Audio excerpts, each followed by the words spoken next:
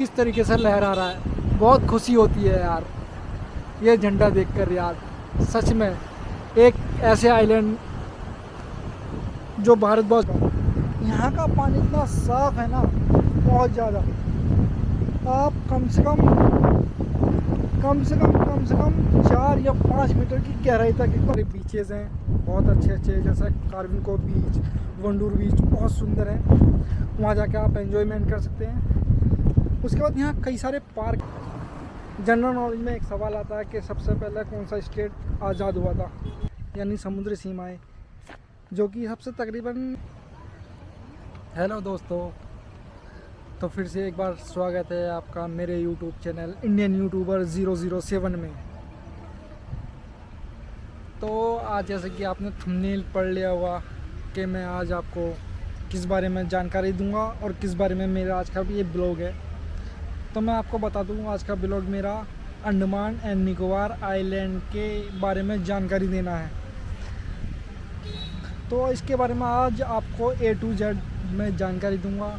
यहाँ कब आए, कैसे आए, और यहाँ घूमने की कौन कौन सी जगह हैं, बीचेज़ हैं, पार्क हैं और बहुत सारी चीज़ें हैं। तो उसके बारे में आज आपको जानकारी दूंगा। जैसे कि आप जानते हैं कि आज मैं अंडमान निकोबार के आइलैंड के बारे में जानकारी देने वाला हूँ। तो यहाँ जानकारी देने के बारे से मतलब है कि यहाँ कब आए, कैसे आए और कहाँ कहाँ घूमें, वो सब के बारे में आज मैं आपको बताऊंगा। तो चलिए शुरू करते हैं अंडमान निकोबार के बारे में पूरी कहानी। इसका पूरा जो एरिया है 8,246 स्क्वायर किलोमीटर है। तो अब बात आती है अंडमान निकोबार में कब आए घूमने के लिए। तो घूमने का सबसे अच्छा जो समय है अक्टूबर से लेकर मई तक है। वैसे तो पूरे साल यहाँ का मौसम खुशनुमा रहता है और यह एक उष्णकटिबंधीय द्वीप है। उष्णकटिबंधीय ट्रॉपिकल स्टेट है, जहाँ ना ज़्यादा गर्मी और ना ज़्यादा सर्दी होती है। यहाँ सर्दी तो नहीं होती है, लेकिन थोड़ा सा टेम्परेचर ऊपर नीचे हो जाता है। यहाँ का जो टेम्परेचर है 21 अंश सेल्सियस से लेकर 32 अंश सेल्सियस तक रहता है।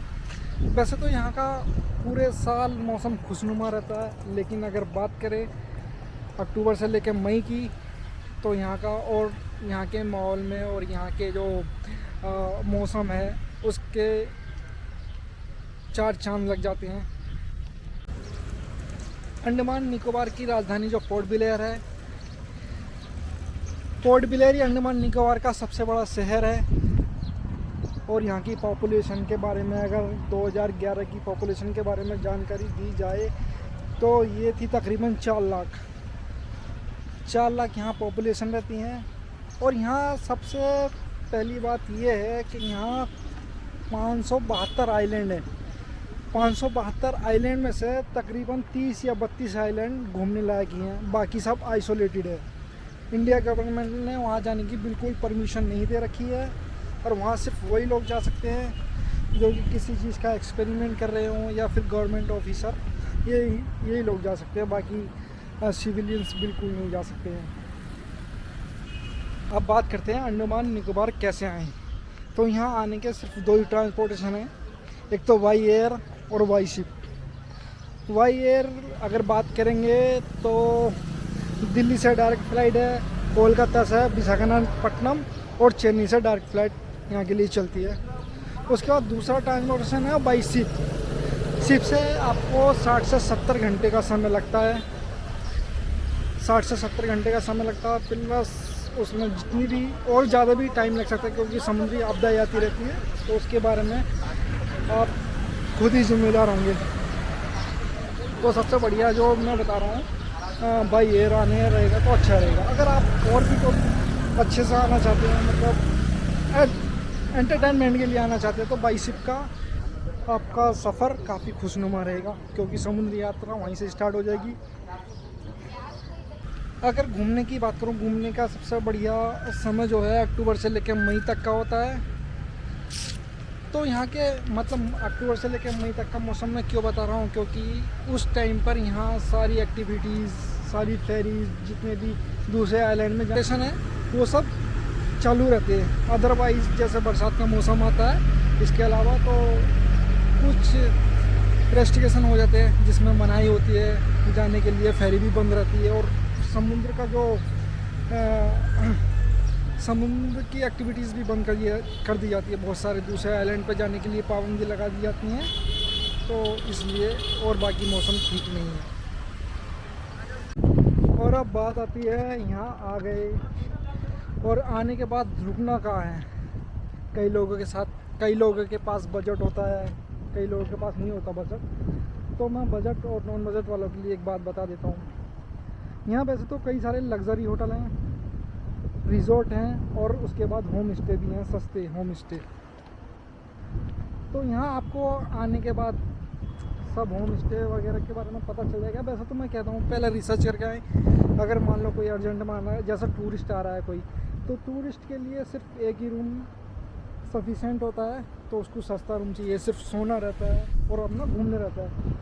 तो मैं कुछ होम स्टे, रिजॉर्ट और होटल के बारे में, लग्जरी होटल जो होते हैं उसके बारे में जानकारी दे देता हूँ। तो बात करता हूँ पहले होटल के बारे में। तो होटल के बारे में सबसे पहले अगर मैं चाहूँगा तो यहाँ मानसा रेजिडेंसी और मानसा पैलेस, शीशेल होटल और आईटीसी होटल, ये सब लग्जरी होटल्स ही यहाँ आते हैं।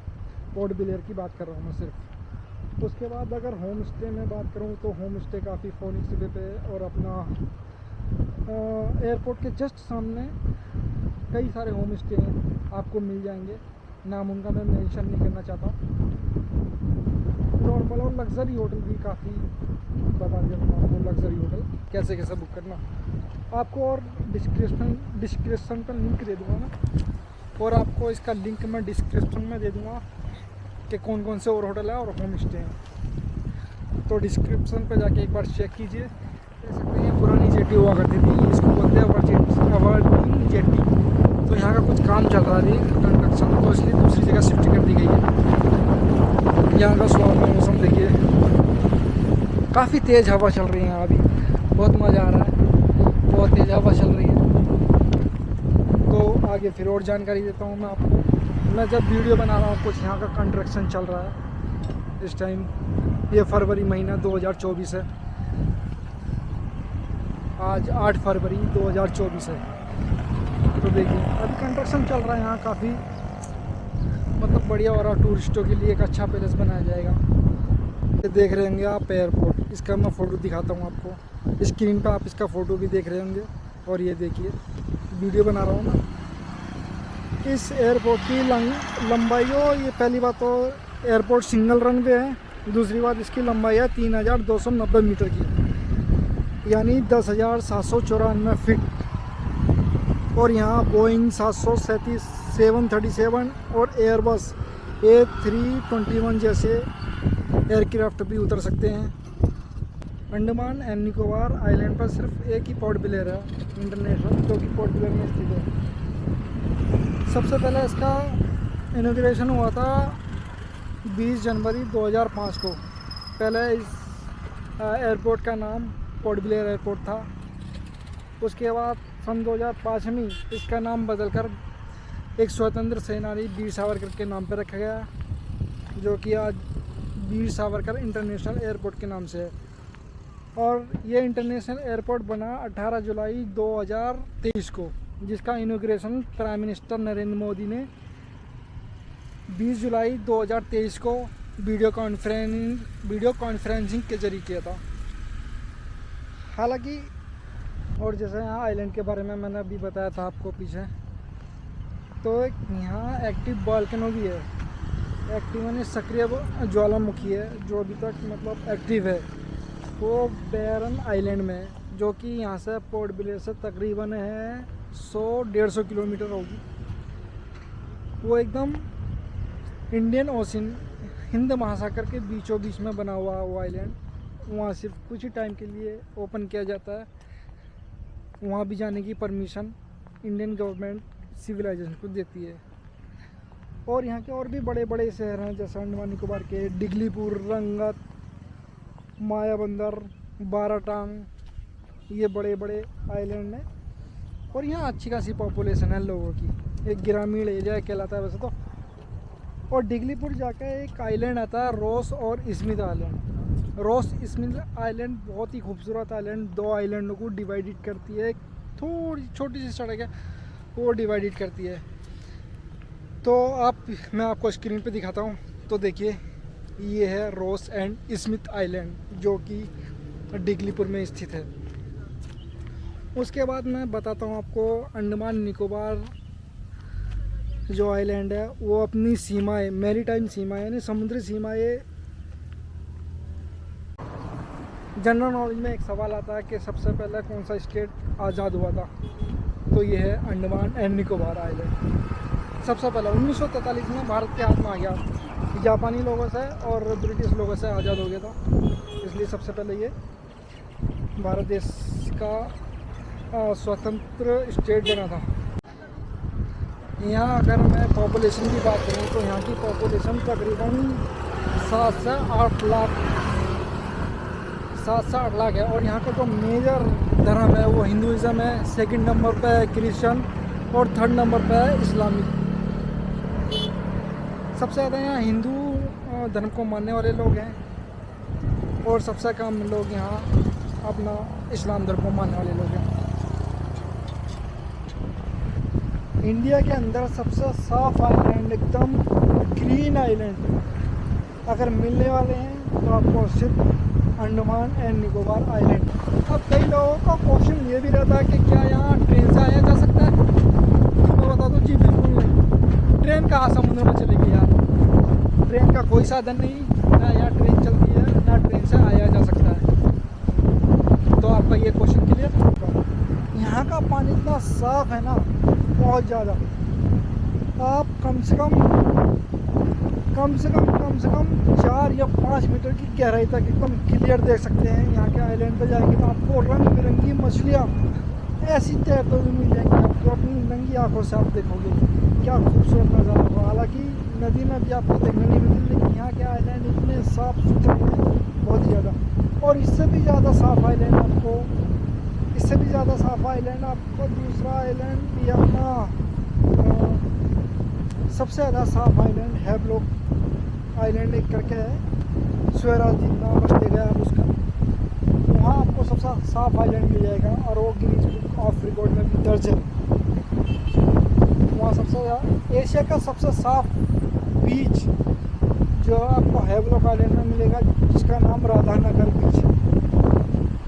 और बीचेस की बात चली रही है तो अंडमान निकोबार के बीचेस मैं आपको बता दूं, हैवलॉक आइलैंड, नील आइलैंड, बैरन आइलैंड और एक आइलैंड है जिसका नाम है कैम्बलवे आइलैंड। वो यहाँ से तकरीबन काफ़ी दूर है, 2 दिन का रास्ता है बाइक से, उससे सिर्फ शिप से ही जाया जा सकता है। वहाँ मतलब एयर के रास्ते कोई रास्ता नहीं है, सिर्फ शिप ही जाता है वहाँ। और उसके बाद यहाँ मतलब बहुत आएंगे तो आपको एकदम अच्छा लगेगा कि जैसे मैं विदेश में घूम रहा हूँ, बहुत अच्छा लगता है यहाँ की खुशनुमा माहौल। हालांकि अभी तो काफ़ी तेज़ धूप है, वहाँ वीडियो बनाओ काफ़ी तेज़ धूप है क्योंकि दोपहर का टाइम है, तकरीबन टाइम हुआ है 12:38 दिन के, तो अभी इतना अच्छा माहौल है। लेकिन अगर मैं शाम को आऊँगा तो आप मेरे पीछे देख रहे हो, यहाँ फ्लैग पॉइंट बोला जाता है। फ्लैग पॉइंट यहाँ काफ़ी लोग मतलब एक स्पॉट बना हुआ है रनिंग के लिए, पूरा फुटपाथ बना हुआ है, तो वहाँ से रनिंग करके लोग यहाँ एक्सरसाइज वगैरह करते हैं सुबह और शाम दोनों टाइम। और यहाँ टूरिस्टों की शाम को इतनी भीड़ होती है ना, मैं आपको बता नहीं सकता, बहुत ज़्यादा भीड़ होती है। ये कुछ इस तरीके का है फ्लैग पॉइंट। यहाँ आप शाम के टाइम आएंगे तो 12 बजे तक तकरीबन खुला रहता है ये, और 12 बजे तक आप यहाँ समुद्र की लहरों का मज़ा ले सकते हैं। और सामने देख सकते हैं जैसे कि आपको दिख रहा है, यहाँ शिप वगैरह भी यहाँ से जाते रहते हैं। ये जेटी दिख रही है सामने, यहाँ से सीधे जाएंगे आपको ये रॉस आइलैंड।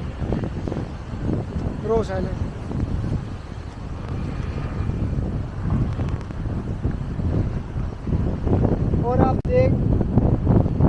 अगर आपको घूमना है अगर आप कुछ ही टाइम के लिए पोर्ट ब्लेयर में आ रहे हैं तो मैं आपको बता दूंगा कि कहाँ घूमना, कैसे कैसे घूमना है। हालांकि मैं पोर्ट ब्लेयर में जितनी भी घूमने की जगह हैं, जितने भी टूरिस्ट पैलेस हैं, टूरिस्ट पैलेस बोलने से यहाँ के पार्क, यहाँ के बीचेस और यहाँ के म्यूज़ियम, साइंस म्यूज़ियम, सब मैं आपको दिखाऊंगा। और ट्रांसपोर्टेशन कैसे करें, कैसे जाएं, यहाँ कितना खर्चा लगता है। बस भी चलती हैं किस स्थान एक जगह से लेकर दूसरी जगह तक, बस भी अवेलेबल है, कैब भी अवेलेबल है, ऑटो भी अवेलेबल है।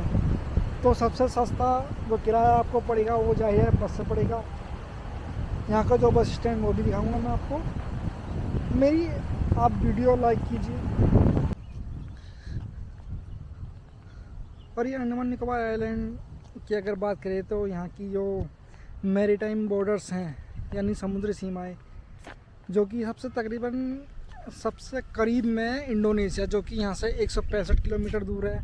सेकंड नंबर पर आता है म्यांमार, जो कि यहाँ से 280 किलोमीटर दूर है। और सबसे खूबसूरत देशों में गिना जाने वाला थाईलैंड, जो कि यहाँ से 680 किलोमीटर दूर है। ये विदेशी सीमाएं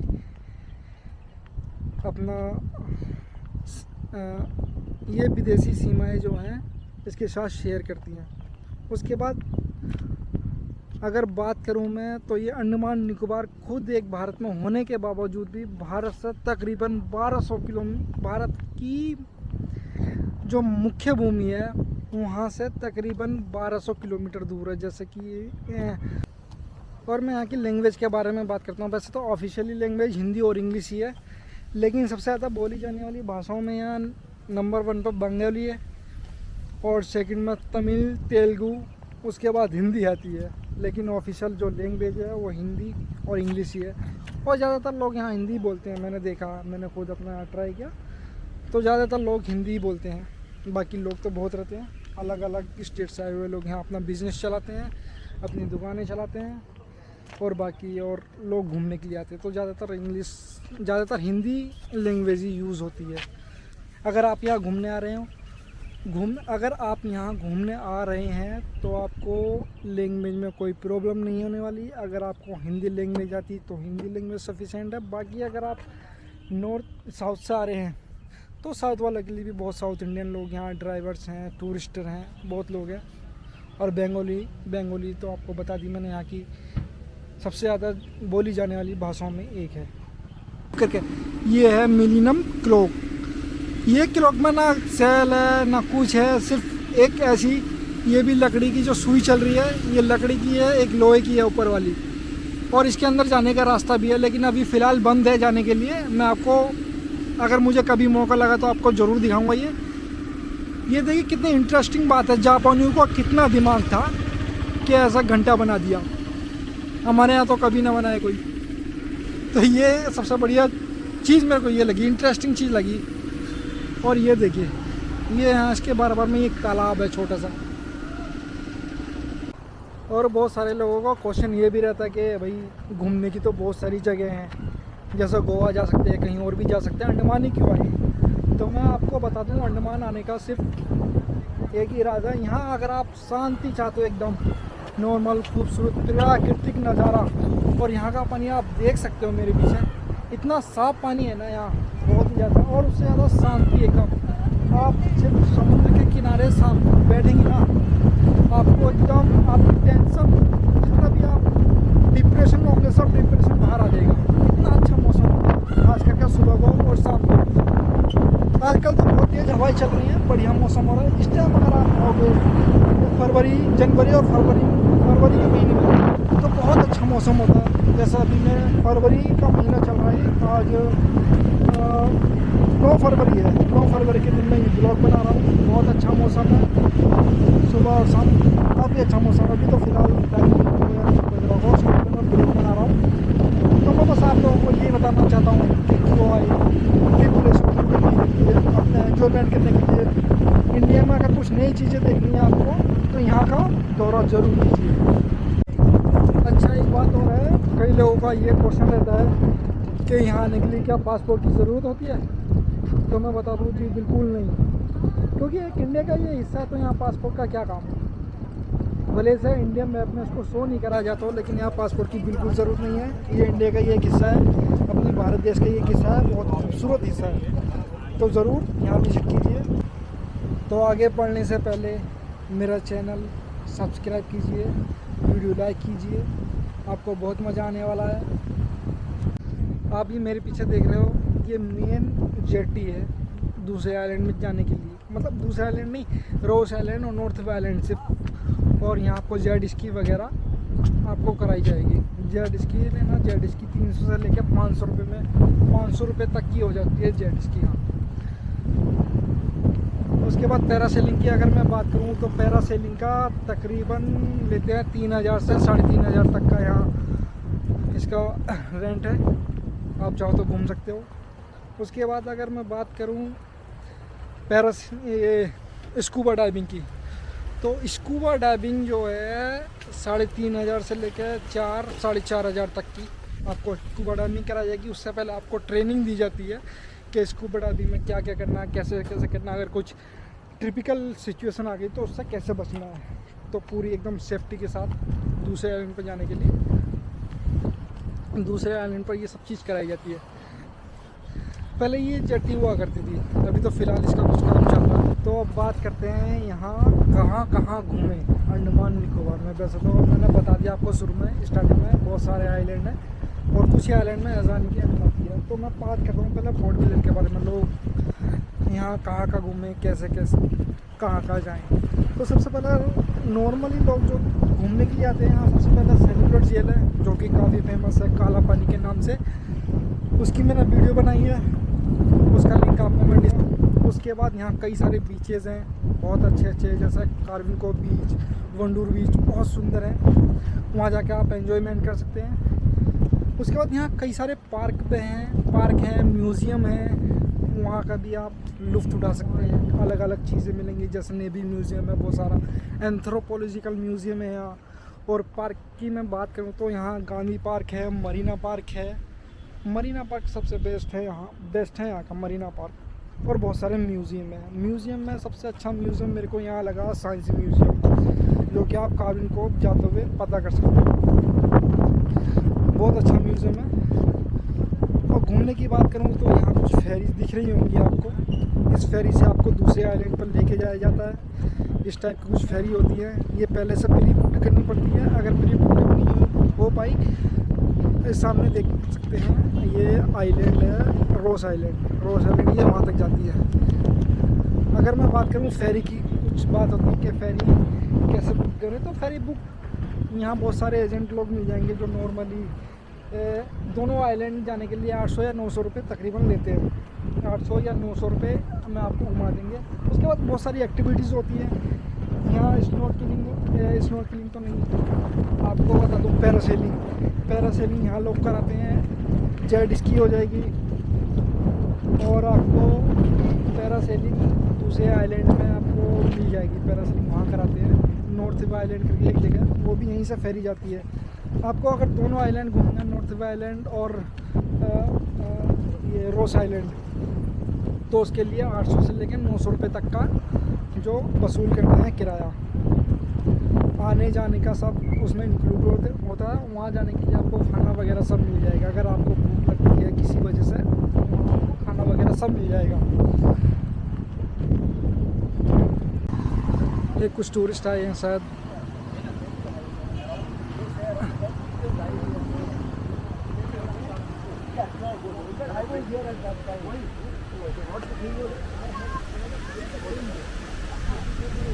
तो दोस्तों अब टाइम हुआ आपसे अलविदा लेने का।